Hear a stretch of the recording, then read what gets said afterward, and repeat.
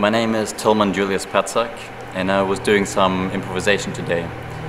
Improvisation is when I feel the most honest, the most myself, because I can't really fake anything. It really comes from the most inner me.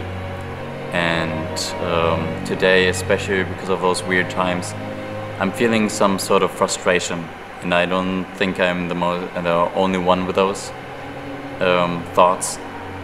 And my wishes and all good feelings go out to everybody who feels something similar, because we are all in this together, and we will get out of it for sure. We might change, but we will learn something new from that. So I would love to say some greetings to all my loved ones and everybody who is out there. Thank you very much. Have a good day.